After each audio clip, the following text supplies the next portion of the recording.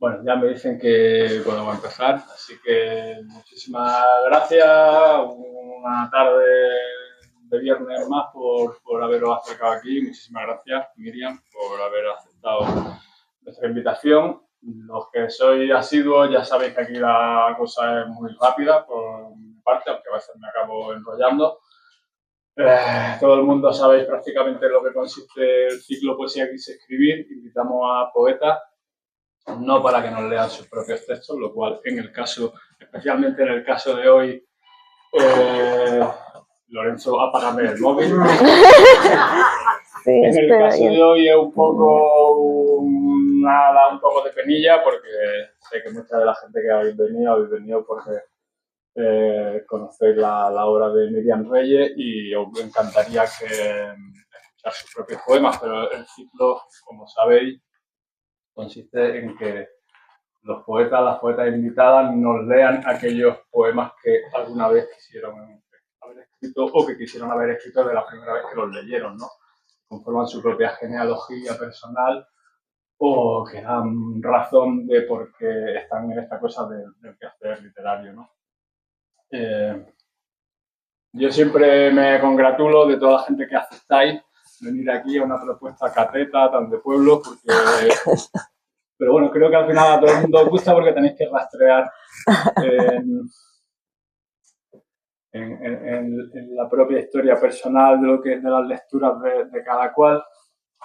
Pero me satisface especialmente que nos reencontráramos después de veintitantos años, quizás. Miriam y yo nos conocimos en Sevilla allá por el año 2000, 2001, en uno de los muchos enredos de los compañeros de la palabra itinerante, cuando ella estaba con su primer libro Espejo Negro recién publicado en Editorial Barcelona DVD. Después se han sucedido muchísimos libros hasta llegar a ese CON del año 2024 por el que le dieron el año siguiente, en 2025, el Premio Nacional de Poesía, que dice rápido, pero que son palabras mayores. Ella lo lleva con mucha normalidad. Ojalá todo el mundo lo llevara con esa normalidad. También es como una satisfacción contar aquí, porque claro, cuando preparando un poco, decir, a ver, bla, bla, bla, bla, que les cuento yo a esta gente para presentar a Miriam esta tarde, estaba para atrás otra vez y digo, bueno, empezamos con el ciclo en 2010, desde entonces tampoco lo hemos hecho tan mal porque han aceptado venir contigo hasta 5 premios nacionales de poesía. Imagínate. Por aquí estuvo Aurora Luque, que ha sido el principio del ciclo, luego vinieron Ángeles Mora, vino también Antonio Carvajal, estuvo el inimitable Juan Carlos Mestre también, y ahora tenemos la suerte de que también tú vayas a poder aquí compartir con nosotros aquellos textos que más te pellizcan de lo que es tu bagaje como lectora de poesía. Un poco más, no sé, no quiero hablar de su poesía porque ya no va a leernos sus poemas, pero para que quizá quien haya venido, porque a lo largo de esta semana yo le he chinchado, vente, no te lo pierdas, que esto te va a gustar, aunque no leas poesía y tal, a dar solo 2, 3 pinceladas así para que luego podáis tirar del hilo si queréis y curiosear en su obra. Pero bueno, Miriam lleva, creo, toda su vida literaria investigando las cuestiones de la identidad, el deseo, de todo ese laberinto y redes que tejemos a diario en lo relacional como seres humanos. Y muy fundamentalmente la importancia del cuerpo en todo este entramado, ¿no?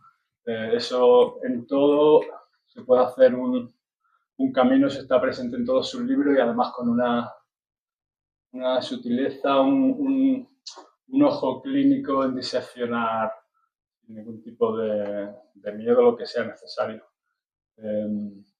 La poesía con bastante frecuencia, bastante dura, la tuya, pero creo que no por ello, vamos, tan dura como certera.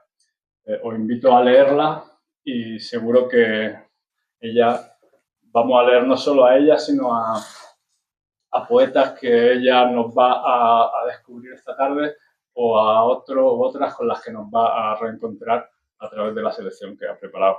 Muchísimas gracias de verdad y a vosotros por estar acá.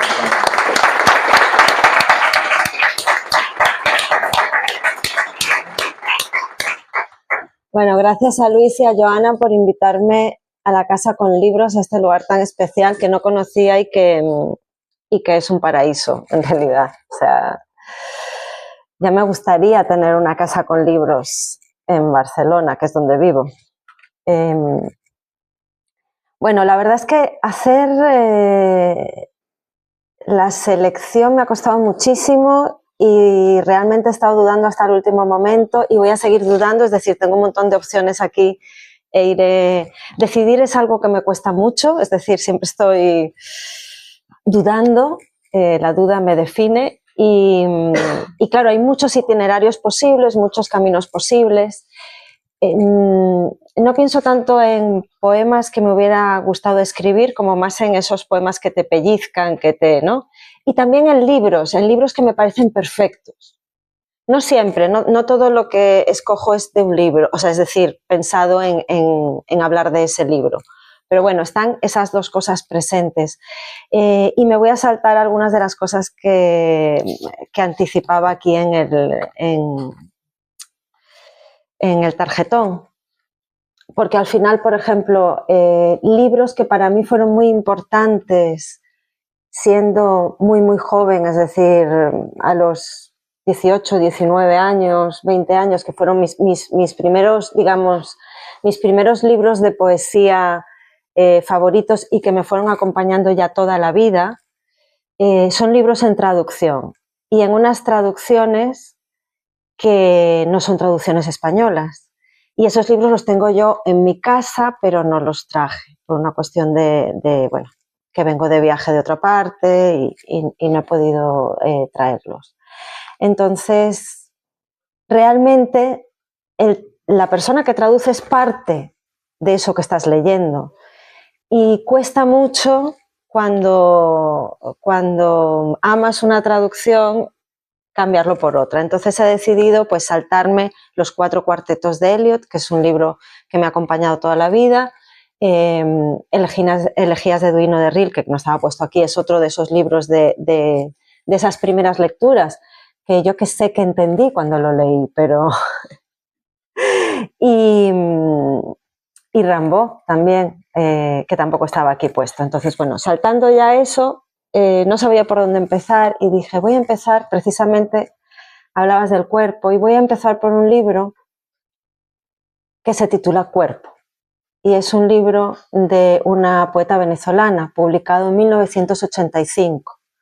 Es un libro que me impactó muchísimo, que es uno de esos libros donde la manera en la que está escrito no puede ser otra y hace que el libro tenga la fuerza que tiene. Es un libro que habla de algo que se está empezando a hablar ahora en cuanto a sociedad, que es la violencia obstetricia.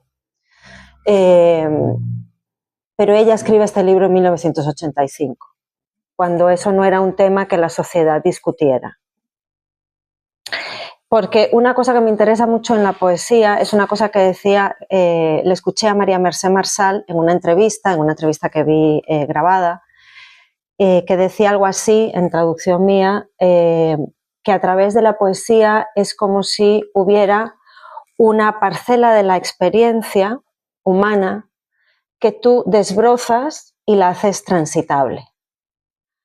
Entonces me parece que hay poetas que hacen eso, quizás no en todos sus libros, pero en muchos de sus libros. Entonces, en el caso de Cuerpo, de María Auxiliadora Álvarez, voy a leeros algunos poemas. Lamento comenzar, o sea, por una parte, con un público así que muchísimas gracias por venir. Lamento comenzar con algo de violencia, ¿no? Pero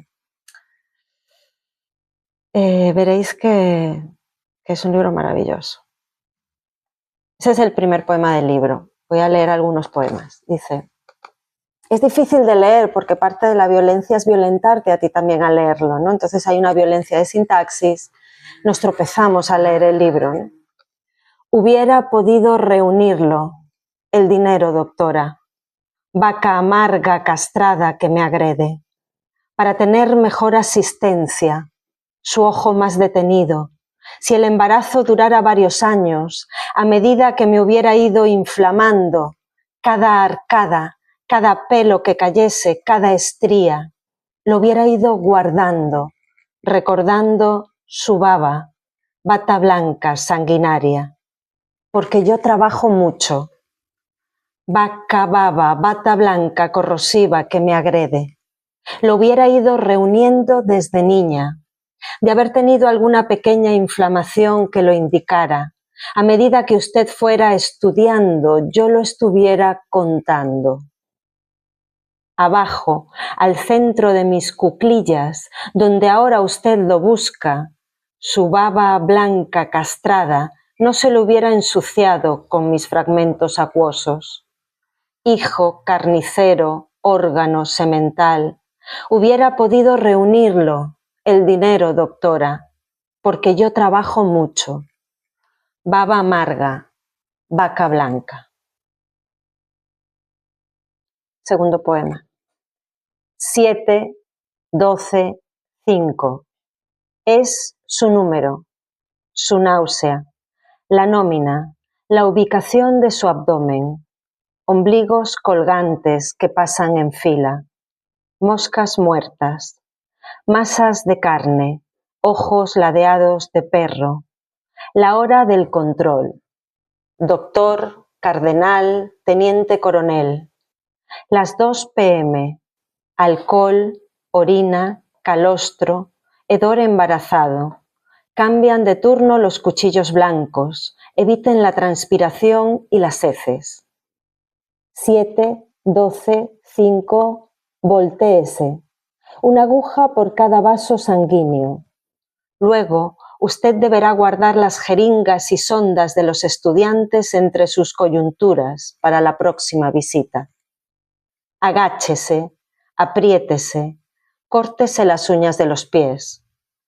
Las que sepan escribir no rayen las paredes ni las sábanas, ni rasguen los colchones con navajas para esconder comida, que se pudre, que después se llenan de gusanos los dedos y los genitales del doctor, cardenal, teniente coronel.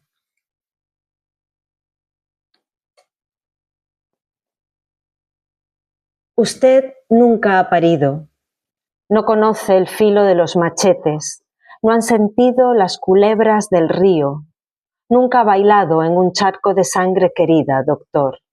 No meta la mano tan adentro, que ahí tengo los machetes, que tengo una niña dormida, y usted nunca ha pasado una noche en la culebra.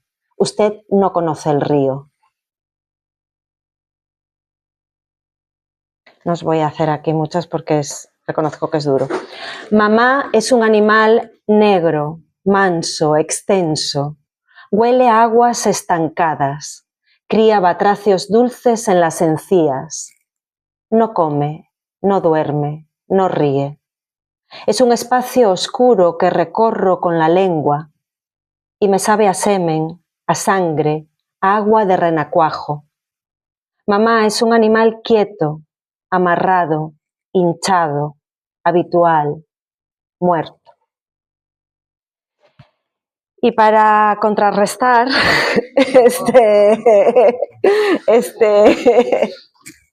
sí, todo el libro es así y más, ¿no? A ver, la experiencia de la sanidad pública en 1985 en Venezuela es una experiencia muy violenta. Y ella está hablando desde su experiencia personal, es decir, ella era su tercer hijo, tuvo 2 hijos en la sanidad privada, pero no tenía dinero para este tercer hijo en la sanidad privada, así que tuvo que ir a la pública y se encontró con esto. Entonces, para contrarrestar, os quiero leer una poeta maravillosa que probablemente a ella sí que Bueno, María Auxiliadora Álvarez, este libro no está publicado completo en España, pero sí que hay un par de antologías de ella. Una está aparte de libros más nuevos, ella cambió mucho su forma de escribir y, bueno, cambió mucho. Y hay un par de libros, Las nadas y las noches está en Candaya, y luego más recientemente Pretextos publicó otra antología suya. Bueno, entonces para contrarrestar os voy a leer una poeta que conocí mucho más tarde, pues sería más o menos, creo que es 2014 cuando se traduce este libro, que es un libro también de los 80, es un libro creo que del 81, una cosa así, de Inger Christensen, una poeta danesa, si no lo digo mal. Este poemario también es un poemario perfecto, que utiliza la serie de Fibonacci y el alfabeto para construirse, y que habla de todo. Y empieza así. Claro, empieza por, ¿qué pasa? Este es un poemario traducido, con lo cual el alfabeto a veces se pierde, claro. O sea, esos poemas que ella construye a base de esa letra del alfabeto no siempre se puede mantener, pero la traducción es una traducción espléndida. Es un traductor que ya falleció, porque era un hombre muy mayor. Os voy a decir el nombre, que es Francisco J. Uriz. Era especialista en danés, sueco, en lenguas nórdicas. Un traductor excelente. Y empieza así. Os voy a leer varios continuados, ¿no? El primer poema, como la serie de Fibonacci, ¿no? Empieza con una línea, luego van creciendo. Los albaricoqueros existen. Los albaricoqueros existen. Los helechos existen. Y zarzamoras y bromo existen. Y el hidrógeno. Las cigarras existen. Chicoria, cromo y limoneros existen. Las cigarras existen. Cigarras, cedros, cipreses, cerebelo. Las palomas existen. Los soñadores, las muñecas, los asesinos existen. Las palomas, niebla, dioxina y días. Los días existen. Los días, la muerte y los poemas existen. Los poemas, los días, la muerte. El otoño existe, el regusto y la reflexión existen, y el lugar retirado existe, los ángeles, las viudas y el alce existen, las particularidades existen, el recuerdo, la luz del recuerdo y el resplandor crepuscular existe. El roble y el olmo existen, y el enebro, la semejanza, la soledad existen. Y el eider y la araña existen, y el vinagre existe, y la posteridad. La garza real existe, con su abovedada espalda gris azulada existe, con su negro copete y sus claras plumas caudales existe. En colonias existe, en el llamado viejo mundo. También los peces existen, y el águila pescadora, la perdiz nival, el halcón, la poa común y los colores de las ovejas. Los productos de la fisión existen, y la higuera existe. Los errores existen, los gruesos, los sistemáticos, los fortuitos. El control remoto existe y los pájaros. Y los árboles frutales existen y las frutas en el huerto donde los albaricoqueros existen. Los albaricoqueros existen en países donde el calor producirá precisamente el color de la carne que tienen los albaricoques. Y así continúa. Habéis escuchado que habla de fisión, de hidrógeno, aparecerá la bomba atómica, ¿no? O sea, va apareciendo todo lo que existe en el mundo con sus contradicciones, ¿no? Pero me parece que es de una belleza tremenda y ella es una poeta maravillosa. Este libro está en 6º piso y hay un libro anterior suyo que es, bueno, es un libro difícil de definir y de abarcar, que se llama Eso, que es un libro así y que os lo recomiendo muchísimo también, pero me parece más accesible para empezar Alfabeto, que es el libro al que pertenecen estos poemas. Pero Eso, que es un libro de los 60, es un libro magnífico, experimental, bueno, muy bueno también.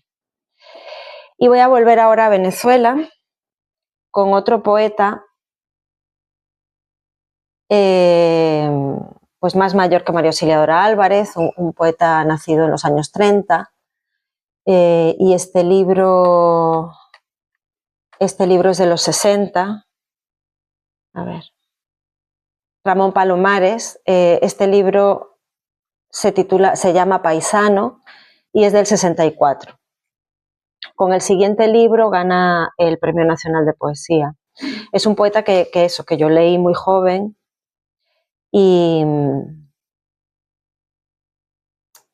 que me gusta mucho, bueno, ya veréis, cómo trabaja la lengua afectiva, coloquial, ¿no? Y ya veréis. Estos son una serie de poemas que se llaman Abandonado. Voy a leer 3 abandonados, ¿no? Abandonado. Ay, que no tengo un patio para solearme, que no tengo cuarto, que no tengo ni una ventana. Yo que tenía tantos patios como limones, tantos naranjos, tantos zapotales, que era rico, que tenía animales en casa, que me acostaba en el café y me reía y me ponía rojo de reír, y me estaba bajo las matas oliendo el monte. Pero ya se me fue, ya me quedé solito, ya el sol me dijo que no. ¿Y qué vas a hacer ahora?, me dijeron los gallos. Ya nosotros nos vamos, ya te dejamos, aquí no nos vamos a estar. Volteé de la cama y miré, y me dijo la cama que se iba. Y quedé en el suelo, y me dijo el suelo, me voy. Y quedé en el aire, y me dijo el aire, no te sostengo.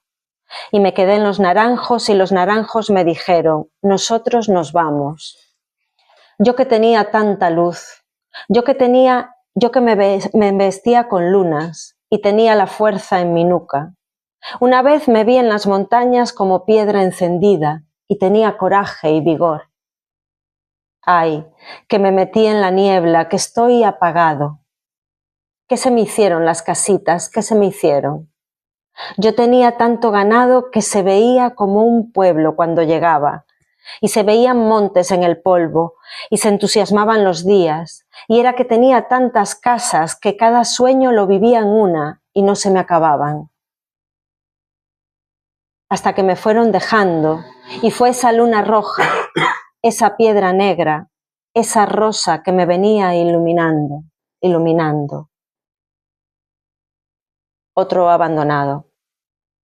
Malo, anublado te sentís.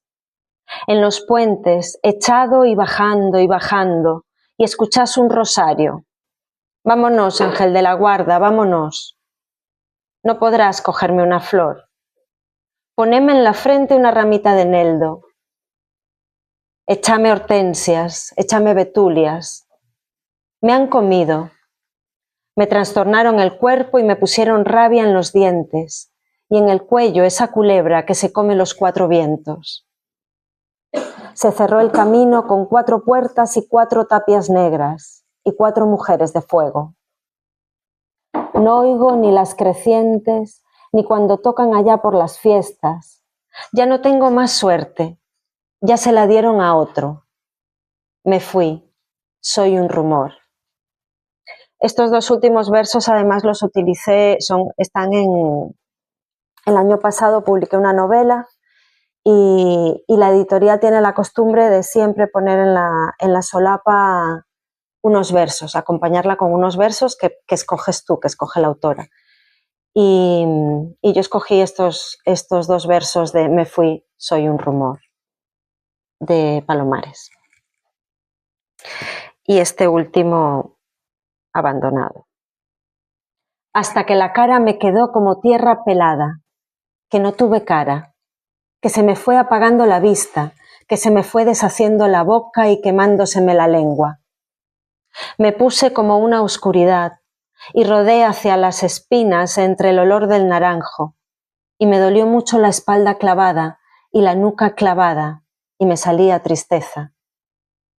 Y no era sino una lluvia, vuelto hilacha, y olía como hoja podrida, vuelto los ríos, vuelto la agüita que baja por los zanjones. Me volví puro llorar, puro llorar y lamentarme. No me hagas más daños, no me hagas como ropa que se remoja. Y quedé enterrado debajo de la iglesia, soñando. Él es de un pueblo también, él es de un pequeño pueblo de los Andes. Y en estos libros pues habla desde ahí, desde ese pequeño pueblo de los Andes venezolanos.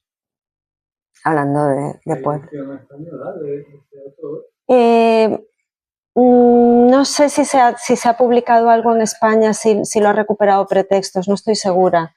Esto es la edición de la Biblioteca de Ayacucho, que estaba disponible también online. O sea, que la propia biblioteca lo pone disponible, ¿no? de su obra completa. Y pensando en esta manera también de trabajar la oralidad, hay un poeta mapuche, pero en lengua castellana, en lengua española, que conocí por medio de otra poeta en un viaje a Argentina. Es decir, no lo conocí personalmente, no estaba allí, no me acuerdo si ya se había muerto entonces, creo que todavía estaba vivo, no estoy segura, porque él era de una generación, o sea, si ella es una poeta nacida en los 60, pues él era de una generación anterior, ¿no? Que sí que está aquí, que es Juan Carlos Bustriazo. Entonces, como siguiendo con esa oralidad, os voy a leer un poema de él que me encanta. Que es, él tiene, esto es de un libro, ahora no me acuerdo cómo se llamaba el libro, pero este libro, por ejemplo, se puede comprar por internet. Está publicado por el Siri Porfiado, que es una editorial de allá, pero que se puede comprar por internet. Espera, a ver, que tengo tantas ventanas abiertas.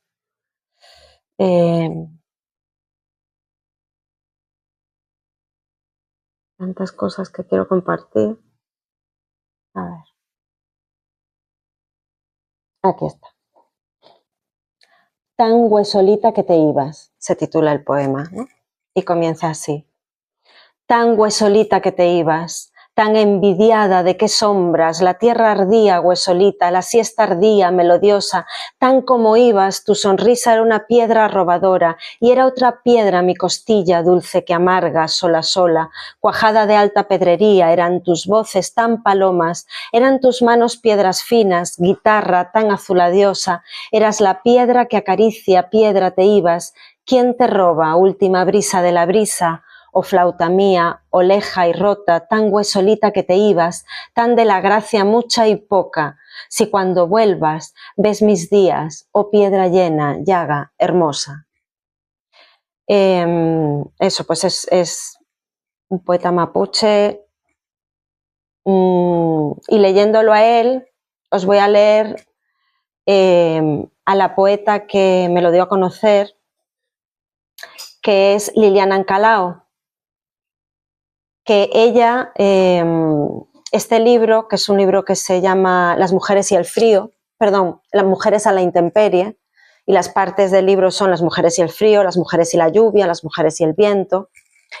Este libro ella lo escribió primero en español y después lo tradujo al mapuzungún, porque realmente es una lengua que ella tuvo que aprender, porque es una lengua que se perdió en la generación de su madre, ¿no? Por eso es la generación de Bustriazo, ¿no? Es una generación que pierde la lengua y la generación siguiente hace el esfuerzo de recuperarla con los abuelos para luego poder enseñarla y transmitirla. Entonces, este libro está publicado en bilingüe, ya es otro tono, pero es muy interesante también, me parece.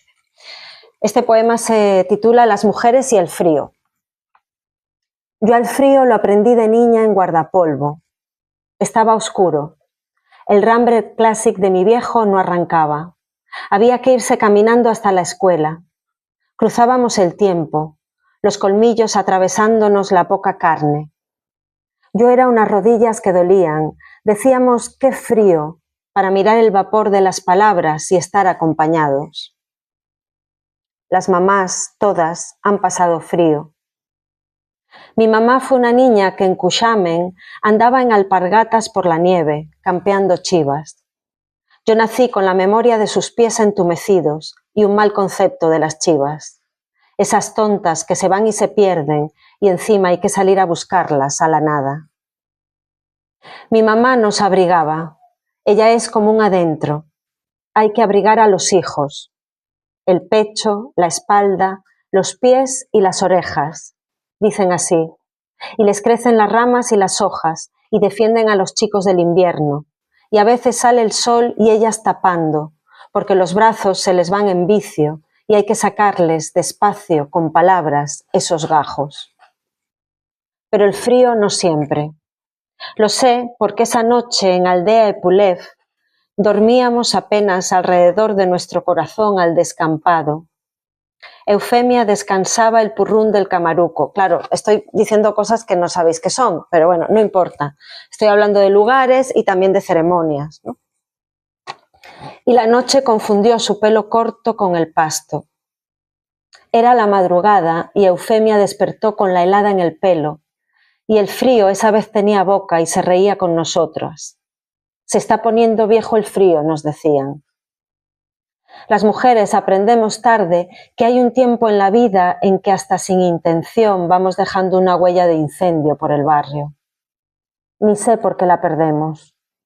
Y esa tarde yo precisaba medias de lana cruda para cruzar las calles. En las ciudades el frío nos raspa las escamas, punza en la nuca, se vuelve más prolijo. En eso andaba, y a la noche había un hombre en mi cama. O era un niño o un muchacho. Yo no quería respirar muy fuerte. Tiene las manos abrigadas este hombre. Entonces, ¿por qué me fui?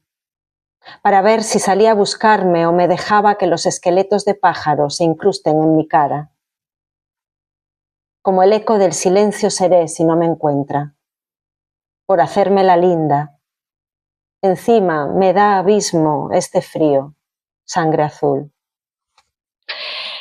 Para ella, ella me explicaba que para los mapuches la intemperie no es algo negativo como lo es para nosotros, ¿no? Sino que la intemperie es el lugar donde desean vivir, en contacto con la naturaleza, en contacto con el viento, con la lluvia, con todo, ¿no? Y no en esas ciudades donde, pues, o sea, a donde los abocaron. Y para cambiar otra vez de tercio, vamos a ir a otro poeta que me gusta mucho, que conocí más tarde, conocí ya en los años, o sea, yo qué sé. Yo creo que ya después del 2010, ya en esa década, por la publicación que hizo de su poesía reunida hasta el momento. Me acabo de quedar Cumbreño. ¿El nombre de la editorial? Liliputienses. Liliputienses. Por la publicación que hizo Liliputienses. Él ha ido reuniendo su poesía en diferentes años con el nombre de Lejos de mí decirles. Se llama Mario Montalbetti, es un poeta peruano y es lingüista de profesión y de pasión también. Es un lingüista muy apasionado y desde ese lugar escribe poesía y a mí me abre pues todo un mundo, ¿no? Desde ese lugar, desde donde escribe. Entonces os voy a leer varios poemas. Es un cambio de tercio porque además tiene mucho sentido del humor, Montalbetti. Entonces, bueno, para rebajar también. Entonces, bueno, por ejemplo este. Poema en homenaje al V Congreso Nacional de Filosofía del Lenguaje. Huampaní, 26-28 de junio del 2010. ¿Cuál es la diferencia entre una vaca y el lenguaje? Una vaca. ¿Qué es una vaca? Una vaca pace al lado del camino. El camino da un rodeo y lleva hasta el granero. La vaca cruza el camino sin rodeos. el lenguaje no puede hacer eso.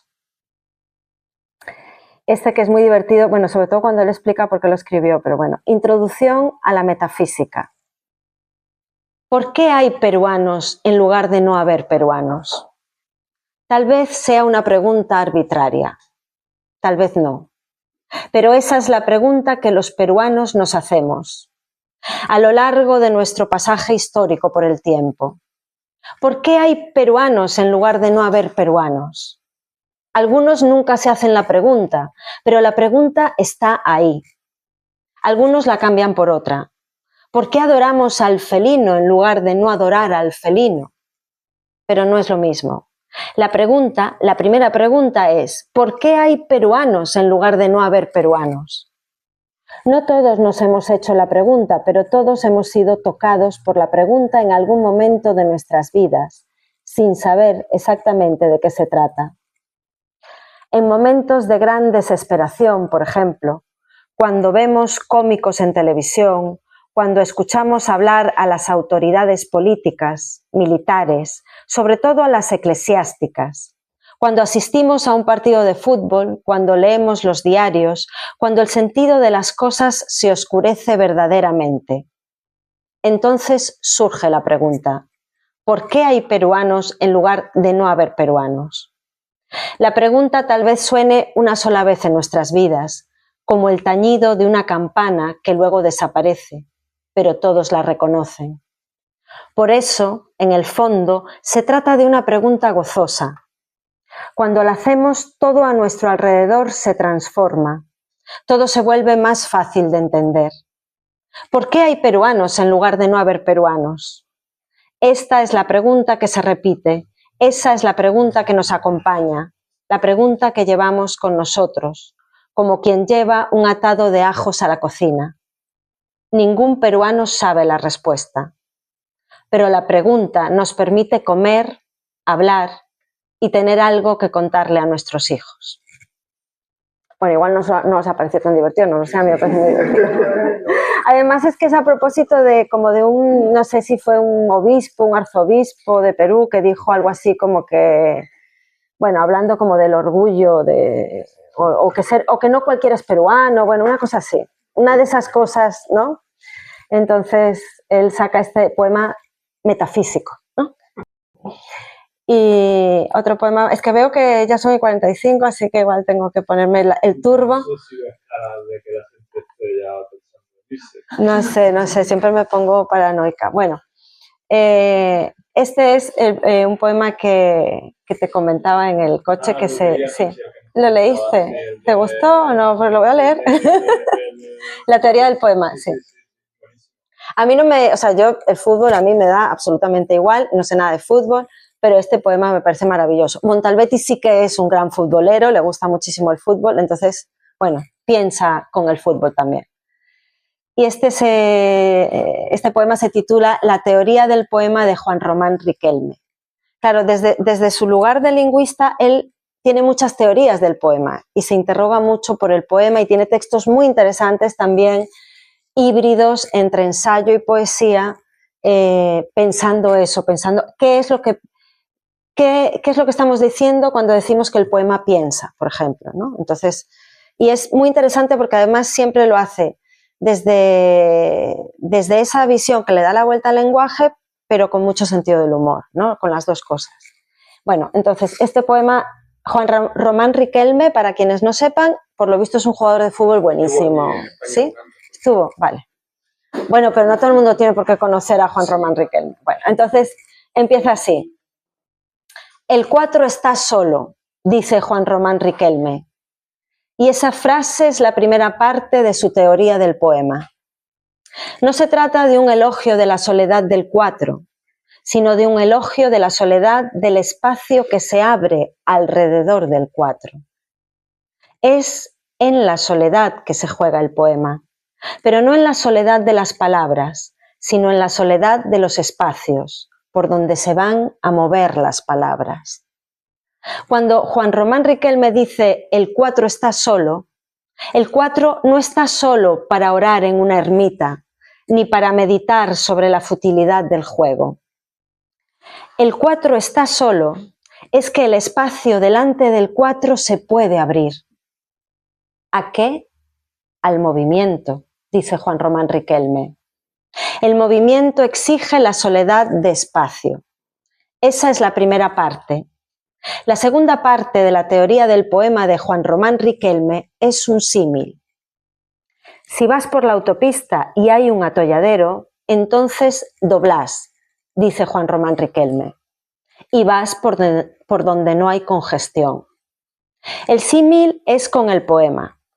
Si estás escribiendo un poema y ves que hay muchas palabras delante de ti, te desvías y vas por donde hay pocas.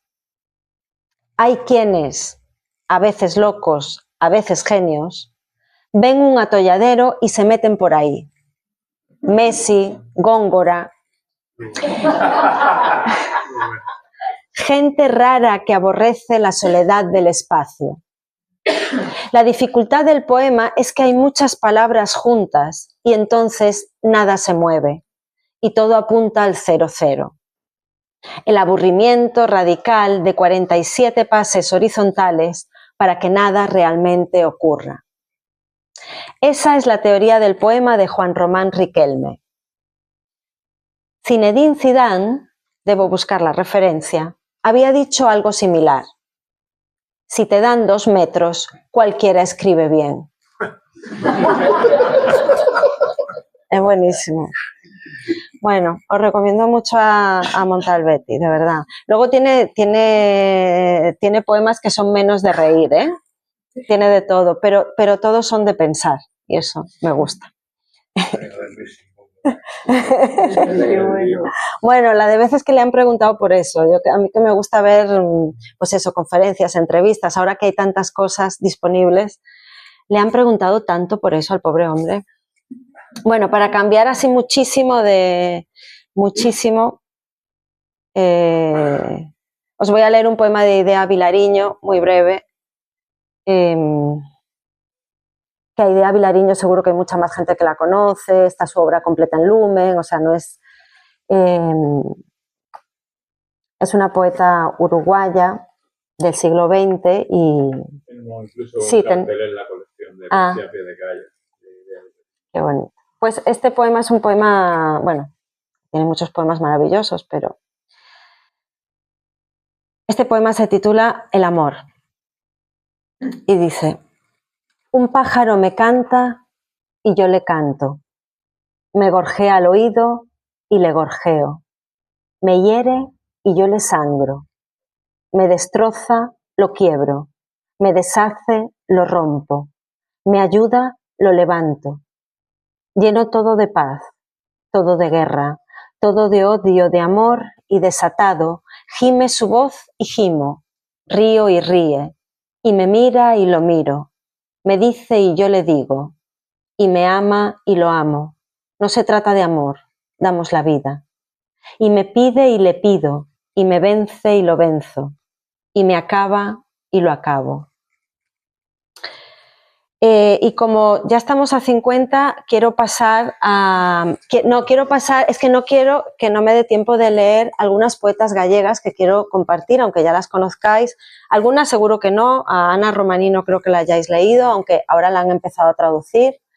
Pero en 2013 me propusieron hacer una antología de poesía gallega y eso fue para mí una oportunidad de hacer una investigación extensa porque yo conocía, pero no conocía en profundidad.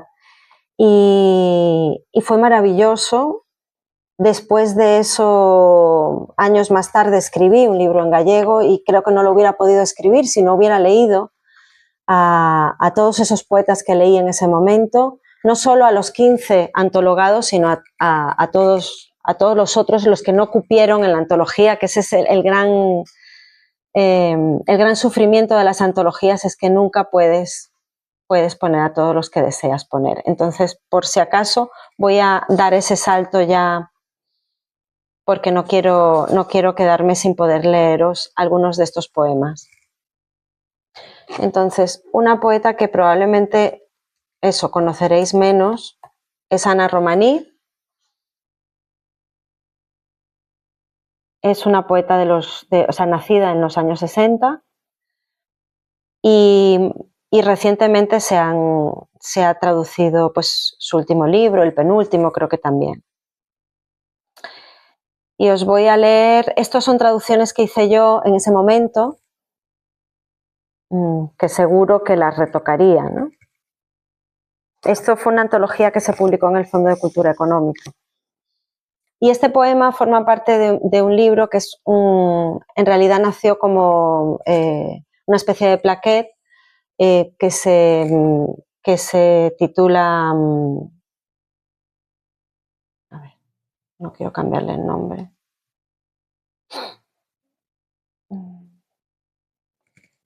Ay, qué desastre. Es que tengo muchas ventanas abiertas. Love Me Tender. Love Me Tender, 24 piezas mínimas para una caja de música, y que se publicó primero en 2005 y es un libro que ella escribe queriendo hablar de violencia de género. Ella es periodista también, es decir, no lo escribe desde la experiencia de ella haber sufrido esa violencia, sino desde esa realidad que ve continuamente, ¿no? Entonces son poemas muy breves, 24 piezas mínimas, pero acaba con una fuga, que la fuga es más larga y es lo que os voy a leer. ¿Qué dice? A ver, lo hago un poquito más grande que si no. En fuga las horas silvestres, estos cuerpos, su razón, aquellas amadas que andaban descalzas por la orilla del mundo, esa tibia conquista de la ley que arrulla y regula, la grieta, el cáliz, su acre sabor a hogar. En fuga mi cuerpo en las vísceras de la historia y sus relatos, ese amor que lo fundó heroico y romántico, la rosa, su espina, la sombra delatada en el rastro de la usura y el capital. Tantas palabras que el uso nos roba. En fuga como abejas exhaustas al caer la tarde, desprendidas del polvo, polen o danza que algo reclama. Esta extenuación. Andaba de puntillas, delicada no digo, sino quebrada, aferrada al pánico. Esta deformación que se impone a seres extraños, que pierden el río, la rima, el rito, el rictus. Tímidas y extremadamente útiles de tejedoras. En fuga quien construía la casa, sus trampas, las yedras. Sin sonetos, larvas en los surcos de los dedos, ese esfuerzo que murmura bajo las mantas, cristal, frágil cristal, clavado en la pendiente del siglo, ven, di tu nuevo nombre, la deflagración que lo incendia, el caos en que se ordena, la pasión que lo engastó, sublimes plebeyas dispuestas al tango, extraviadas en fuga con el dolor de ser costilla y este cansancio, pues tanto estado traga, estado en mayúscula, lo voy a decir varias veces, pues tanto estado traga, regula mi furia sin esplendor. Agárrame las entrañas, amor, que desinstalo tus dominios. Así vaciada contemplo tus marcas, las manchas que las auxilian. ¿Qué proclaman, di? ¿Qué protegen, di? ¿De qué se apiadan? Como guardan las lindes de sus huertos la consigna que repites, que atraviesa, que instaura, canciones de mutiladas enfermas y cautivas que tanto estado absorbe. ¿Qué nos ata, di, en esta mudanza? ¿Quién nos ata, que vigila la ruptura de esas artes? Las danzas insurrectas, las piezas liberadas en la mecánica de la fuga, esta condición de tránsito grávida y magmática que la generó. Y otro poema más de un libro posterior, de un libro ya de 2011 o 2010, que es Extremas. El ritmo de la poesía de Ana Romaní a mí me vuelve loca. Intento, claro, traspasar ese ritmo, al ser una traducción nunca es igual, pero Dice así: y si conmigo vas carne y te contraes, y arrastras en la materia la forma más débil del universo, y atraviesas manglares y bebes de esa seca, de los últimos arrecifes agotados y de la duna, si conmigo vas y brumas implantan en tus cóncavas arcillas la memoria húmeda, la líquida extrañeza, y no exhalas ya salada, sino que vienes de la arena, y fósil es la voz que se acalambra y entumece. Si conmigo vas trabada carne en los moldes de otras bocas que nada te comieron, más que su límite de episteme así marcado en epidermis y diente, como sello de mamífera en corral doméstico o en el mundo. Si conmigo vas de sebra esta planicie, rompe la ligadura que otra voz tocara, ensambla de estos árticos su incógnito espesor de hielo y rudimentos, que es cárnica la aspereza carnal, esta labor de andar en las osamentas. Nos amaban y sabíamos que un agrio rastro de carámbano ardería en esta pieza. ¿Dónde calientan sus huesos? ¿Quién calma la carne y la despoja? Cuenta, cuerpo, ese valle, el estrépito en turbina que silencia, cuenta cómo arden subterráneas estructuras, ríos de magma desprendido de los diques de otro tiempo, cuenta y desata las alamedas, sus músculos y la voz que en ellas tensa esta oquedad, pues espacio tan angosto habitamos y en él velamos maromas y fantasmas, celdas que hicieron de este cuerpo esa distancia, red y cobra, culpa tendiéndose voraz detrás de esos vestidos. Cuenta cómo infecta la carne esa memoria y cómo en ella apoyas esa correcta posición del cuerpo en la tribuna. La médula de la cobra supura. Algo tendrá el dolor para arrancar la piel y ser tanza la médula suspendida. Bueno, es que igual es muy largo. Lo voy a dejar hasta aquí porque me quedan 2 páginas y no quiero dejar de leer a una poeta que a mí me parece una de las mayores poetas viva en el universo, que es Chus Pato. Pero claro, ¿qué pasa? Que os voy a leer unos poemas sueltos que es una pena no leer el libro, pero bueno, vamos a ver. Os voy a leer algunos poemas de ella aquí, de los que incluyen esta antología. Traducidos, por supuesto.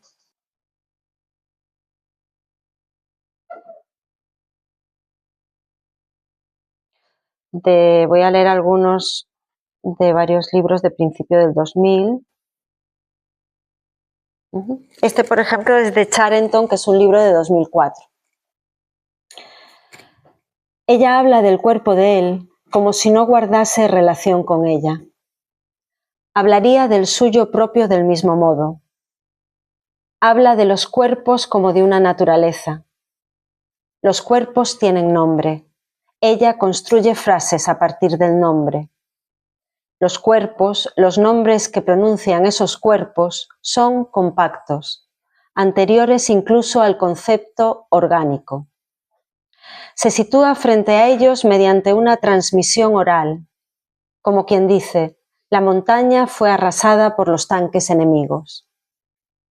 Los cuerpos, los nombres tal y como ella habla, pertenecen a la destrucción y a la resurrección corpórea de los muertos. Creced, multiplicaos. Nada común existe en el lenguaje. A ver. De este libro, otro poema. Y ahora el panóptico es una ruina. No importa porque el paisaje puedo imaginarlo como decida. Si un desierto será un tel. Si tiene vegetación, las glicinas se instalarán en el edificio. Si en la Antártida será una fantasmagoría de hielo. Algunas gentes, obreras, locos, escolares, poetas, continúan viviendo allí. Ignoran que ya nadie los vigila. que en tiempos de hartura los sistemas de dominio ya no se ocupan de las poblaciones. Ni siquiera es preciso alimentarlas. Tiene que ver con lo que decías, que el capital es analfabeto. Debo alejarme, salir de la biología, permanecer en el cuerpo. Y este es de, bueno, este es más largo, leeré una parte, este es de Hordas de Escritura. No, el paraíso no es la infancia, el paraíso es la animalidad, es el paraíso lo que perdimos. La luz verde, líquida de los robles, las aguas de un río y el cuerpo en la corriente, se pliegan, las aguas, la luz, nutricias. Durante todo un verano, en las horas de más calor, recluida en la galería, simulé leer las maravillosas aventuras de Antífer. Trazaba en la mesa rutas imaginarias e infusas. Aprendía calma, la concentración que envuelve el trabajo, la separación del mundo. Es así como un brazo se convierte en ritmo. Nosotros casi no tenemos ruinas. Toda nuestra anterior producción agraria es una ruina, pero de los campos no se dice están arruinados. Si tuviéramos ruinas tendríamos memoria. Tengo la cabeza llena de ruinas. Sobre la ruina se perfila con claridad la historia. La ruina es distinta, la ruina es indistinta. Abrimos en ella una veta mineral, un curso en las entrañas. Un mito linda entre carne y palabra. Un mito, yo, memoria, instante, de inmediato ruina. Todas las antepasadas somos más o menos idénticas. Sentimos el trueno de la voz en el diafragma, el relámpago del pensamiento en la bóveda. Simias dilatan la mente, y tú, que me amas. Niebla, la perra, continuó dándole vueltas a su imposibilidad de caza, y las ardillas se inmovilizaron indiscernibles en la madera. Luego se dirigió hacia un prado, y uno de los caballos espantaba de vez en cuando las moscas que por un instante revolotearon inciertas para luego posarse cómodamente en su lugar de preferencia. Como este vacío, Torre Holderlin, tú que me recibes, Babilonia. Esa es la primera parte de este poema, la segunda es así el poema, una sangre que mantiene a raya a los difuntos, que todo lo atrae. El mito, al igual que yo, la memoria, la grieta, el tiempo, la cópula y el sueño. Une lo inaudito. Hacia una puerta esmaltada azul donde los animales son dioses e implosionan. Bueno, ella fue porque está jubilada toda su vida profesora de historia, de geografía e historia, y hay mucha historia en su poesía, entre muchas otras cosas. Entonces, como ya estamos en las 9:05, no voy a leer más poemas por aquí, pero voy a cerrar con un poema de Blanca Varela, que es una poeta que probablemente también conozcáis, una poeta peruana, una de las grandes poetas del siglo XX. Y os voy a leer un poema, a ver si lo tengo en este archivo. ¿En qué archivo lo tengo? Un poema muy breve, ¿eh? Y me he quedado pues con un montón de poemas, pero... A ver si está aquí, sí. Es un poema de su libro Valses y otras falsas confesiones, que se titula Secreto de familia. Soñé con un perro desollado. Cantaba su cuerpo rojo silbaba. Pregunté al otro, al que apaga la luz, al carnicero, ¿qué ha sucedido? ¿Por qué estamos a oscuras? Es un sueño, estás sola, no hay otro. La luz no existe. Tú eres el perro, tú eres la flor que ladra. Afila dulcemente tu lengua, tu dulce negra lengua de 4 patas. La piel del hombre se quema en el sueño, arde, desaparece la piel humana. Solo la roja pulpa del can es limpia. La verdadera luz habita su legaña. Tú eres el perro, tú eres el desollado can de cada noche. Sueña contigo misma y basta. Bueno, ya está. Lo dejo hasta aquí. Muchas gracias.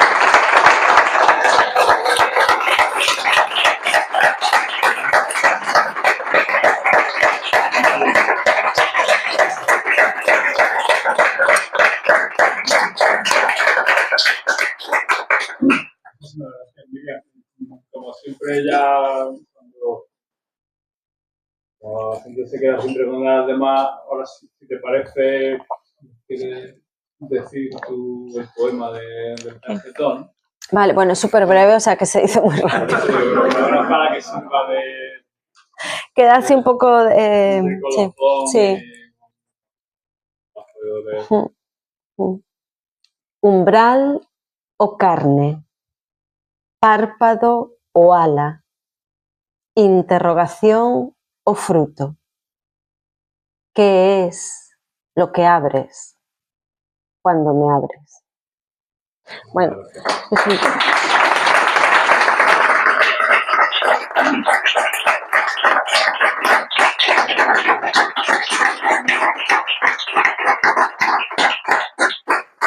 gracias por escuchar. No, que gracias por escuchar, que claro, que tantos, igual, claro, me dejé fuera mucha gente.